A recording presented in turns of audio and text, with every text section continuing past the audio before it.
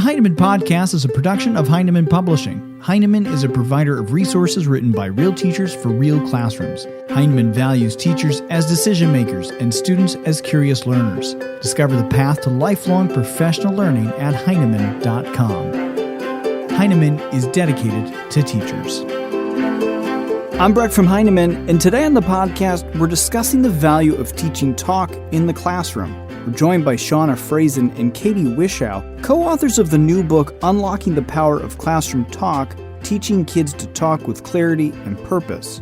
Shana and Katy passionately believe in the need to help students develop strong talk skills across the school day in every subject. We started our conversation with the simple question, why teach talk? One of the things that Katy and I were thinking about when we wrote the book, one of our big noticings as we worked in schools was this idea that lots of teachers we work with, beautiful, smart, well-intentioned teachers, were dedicating time to talk. But we had this realization that creating time to do something and teaching how to do that thing were very different. And so we thought it was important to, from the beginning of the book, just lay out the foundations of why we think teaching talk is so important. You also write about the importance of why we need to teach listening strategies as well. Why is that? Well, I mean, the easy answer is, right, listening is the other side of the coin to talking. And so if you talk and talk and talk and no one's listening, what's the point? But again, thinking about all the things that we know about how people learn, that a lot of times we're being asked to do something, but we haven't actually been taught how to do it. Sort of with that, you say in the opening of the book where you really look to teachers' concerns about time management and just how they have time for all these things, and you marry that with the importance of talk. Why is it important to really consider time and talk and those two things together? Well, time is our most precious resource or our most precious entity as teachers. And one of the things that Katy and I were so excited about in terms of the writing a book about talk is that talk is cross-curricular, and the purposes and the strategies that we teach in the book allow teachers to invest in teaching talk, but also that investment then pays off in reading and writing and science and social studies and the kind of community that we want to see in our classrooms. And also, I think it's Doug Reeves that talks about a school schedule as a moral document or an ethical document. So just like anything else, it's painful. We all wish we had more time for everything that could be amazing for kids. But in the end, we all make decisions. And we're sort of arguing that one of the decisions that makes sense to make is allowing time for talk because of all the things Shana said, all the ways that it impacts kids across content areas and across their lives, really. This is bigger than just the classroom, even if that means that, yes, we're always going to give something up in order to fit something in. You also really go into addressing the concern of messiness, and I think you brilliantly write about how you describe the unsettled feeling that is messiness, but also you write about how it's worth it. Why is that messiness and that unsettled feeling, why is it worth it? Shauna's looking at me to answer this because she's been to my house. She knows I value messiness. So I'll take that one. I do think, it feels so good when things are perfect and neat and you've made the perfect anchor chart. You've got the perfect lesson. The kids all respond exactly the way we would hope. But we also all know that how often does that really happen? Practically never. And it's easy to let that, especially when you're talking about talk, because the kids don't get a script for the day. We can't tell them ask this brilliant thought-provoking question. Here's some brilliant thought-provoking answers that you could raise your hand and share. So I think that's a mental shift that we all as educators have to make to say it's not going to be perfect. And that's inevitable. So we have to accept it. But also there's something, I think we talk in the book, think of all the messy things that are worth it. I had some tacos today that made a huge mess and they were totally worth it. Absolutely delicious. And that I think sometimes it's really hard, but both because it's inevitable and because it can be worth it to puzzle through the stuff that doesn't have easy answers. And I just want to add on to that a little bit, which is I feel like the best kinds of things come out of mess. And if we're always trying to keep everything neat and organized and in its place, then we never get that organic, see where this goes. Mm-hmm. So I think having a little mantra of embrace the mess and thinking about mess in the most beautiful way is a nice way to move forward. I love that. In teaching and in life. Oh, absolutely. I love that. I love that. And, as I was sort of going through the book, you've got a section in part 1 under the Foundations of Talk about the cycle of talk. And you write about how great conversationalists follow a process. Can you talk a little bit about what that cycle of talk is and what that process looks like? So we know that writers have a process and that they cycle through that process over and over again to create beautiful pieces of writing. And as Katy and I began our work in studying talk in classrooms with kids, in gatherings with educators, and then in our own life, there were some predictable phases. And one of the phases that aligns with the writing is just this collecting of ideas, that there's often what I refer to as like a popcorn phase where we're just popping with ideas and things that we could talk about. And then there is, and Katy writes about that beautiful conversation she has with a colleague in the book. Then there's a phase that's kind of developing where you've got an idea that you're thinking about and you're adding in all the information. And then eventually, after lots of talk around a topic, you can move into action and reflection. And it just makes a really nice way to think about talk, not just as an individual event, but a process that we can do over and over again. One of the things I love that you sort of got into was you addressed the off-task behavior, the well-known off-task behavior. And you sort of challenge us to think differently about that. How do we reframe that idea of off-task behavior in our talk and trying to bring in, that out-of-school talk and balancing kids' interests? Well, I think one thing that I always try to remind myself and talk about with teachers that I work with is if you think about a typical staff meeting at whatever job you have, and this can, of course, be sort of funny because sometimes, you're off task in a way that is distracting. So not to say that that's always good, but in reality, of course, you sit down for a meeting and generally there's a period of small talk and sometimes there's a joke and people kind of break the ice, things get tense or slip into something personal and then come back to the topic at hand. And I feel like that's a pretty common pattern across lots of career fields, professional things that we're always telling kids, when you're in college or when you're in the workforce, you won't be able to get away with this. But in fact, we all get away with it all the time. And I think the fact that, yes, we get away with it, I also don't think it's a bad thing. I mean, we talk in the book a little bit about there's a reason that there's sort of this stereotype of business deals getting made on the golf course and so forth, which I don't even know if that was ever true. It doesn't seem to be true now. I don't know. But at least according to television. But I think that the stereotype is useful because we think about people making deals and how, what does playing golf have to do with some real estate deal? Nothing. It's about building the relationship and honoring people's out of work or out of school lives. And I think with kids, we can think the same thing. Why would I take a risk and share an idea I have about a book or about a scientific theory that could be wrong if the kid sitting next to me, I have no reason to trust. I have no reason to think that they're not going to laugh behind my back or judge me. So I think that it's about relationship building for kids as well as adults, that we're going to talk best with people that we have a relationship with. And also these social, quote unquote, off-task talks are sort of the glue that brings communities together and brings colleagues, classmates, friends together in other ways too.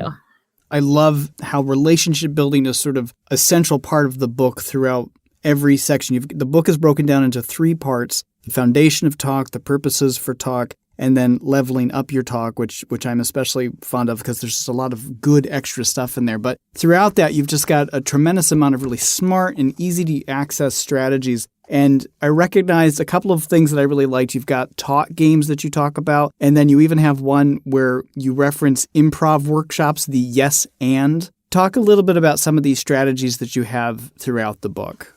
So I had a mentor who taught me that there were 3 4-letter words that engage kids: game, race, and food. And so we do in the book talk a lot about talk games. And there's a couple of ideas behind that. One is the idea that like games are super engaging and kids love to play and talk should feel playful. But another is for a lot of kids, the talk work that happens is too like in the air. And so one of the things that the games that we use in the book do is they make talk visible. They make them concrete. We take an abstract concept and we make it visible for kids so they can see the work that they're doing in their talk to talk about relationships between ideas or to determine importance. So that's one of the things. And then Katie can talk a little bit more about the improv piece of things. A little known fact about me, if you didn't go to high school with me, is one of the things I did in high school was I directed an improv troupe, and we performed in the health and PE trailer every other Monday at lunch. Kind of a big deal. I don't know that our audience really numbered in the thousands, but it was a thing we did. And I've always loved improv. I did a lot of theater stuff growing up and in college, and tried to bring that into my teaching as well. And I think, like any game, I think that one of the things about improv is that if you think, okay, I'm going to get up on a stage and I'm going to make something up that's funny to people, I'm going to make people laugh. For a lot of people, that is a terrifying prospect. Like, how would you do that? How would you just get up on stage and make something up? But the fact of putting rules or guidelines on it, like you never say no, whatever your partner says, you have to go with it, the yes and rule, or various like structures that are put in place in the improv game, actually allows for more creativity because it gives you some framework. Like, soccer, if you could just sort of kick the ball anywhere and like run down the street with the ball and then tuck it under your shirt and then put it in the goal, you could score a lot of goals, but it wouldn't really be much of a game. Sometimes the rules create the conditions for people's skill or creativity or talent to flourish. And so again, for some kids, and certainly one thing we do mention is that, you can overuse games, but for some kids, for some talkers, for some adults, even having some structures in place that give you a starting point makes it seem less like we're asking you to just sit down and out of the blue come up with a brilliant insight, but instead there's a structure in place that can give you the starting point. I love that.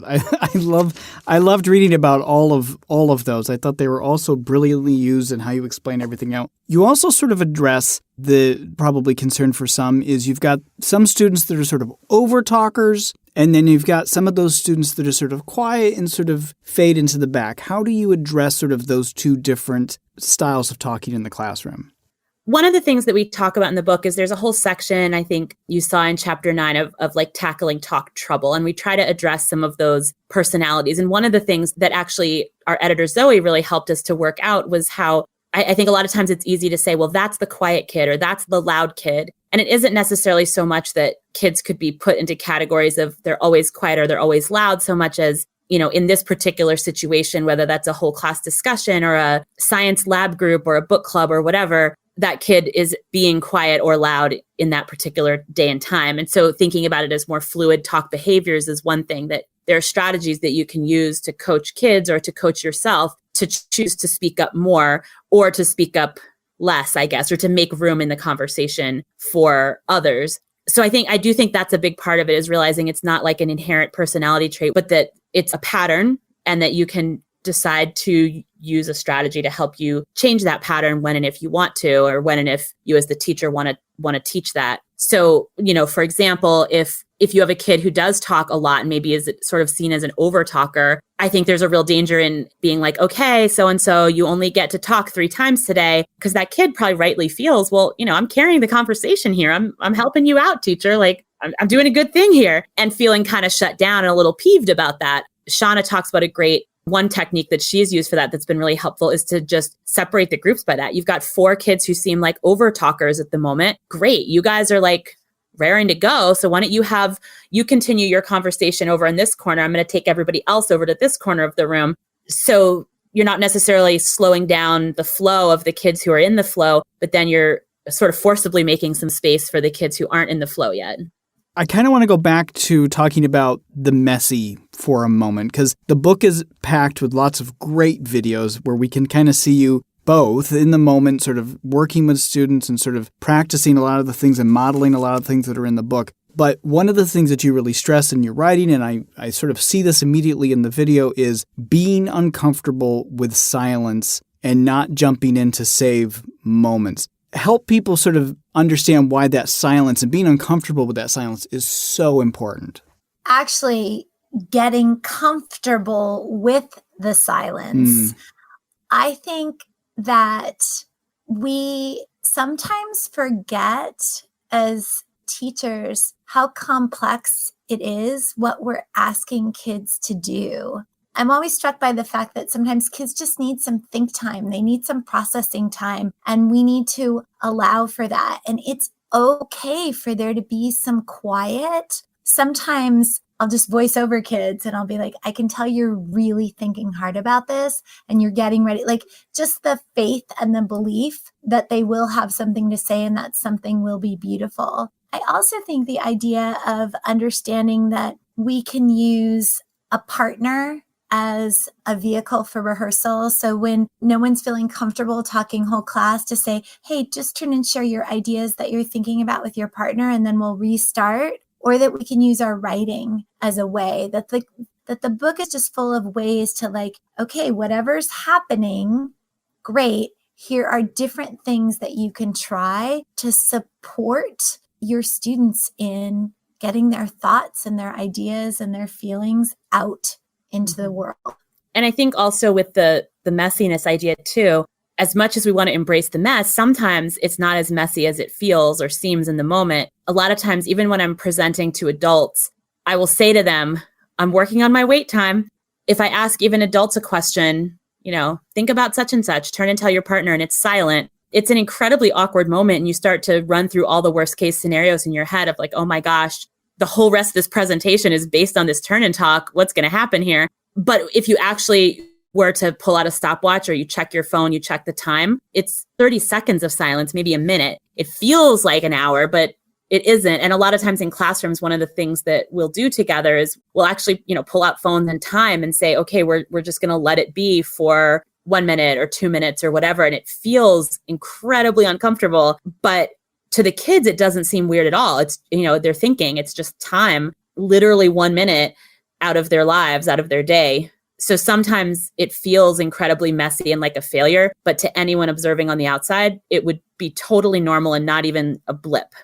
When you were mentioning the sort of purposes for talk, I think one thing that as I've been, looking back at the book and talking to colleagues about it is that talking to report piece that we start off saying, all anyone wants to do initially is like, here's what I know, here's what I learned. But there are times when we want to build relationships in our talk. And then there's times when, let's settle down to business and let's analyze this or let's report out some information. And so I think that's another big piece for me, the idea that there's all kinds of purposes and none of them are bad or good, but they all have their place and they all have their time.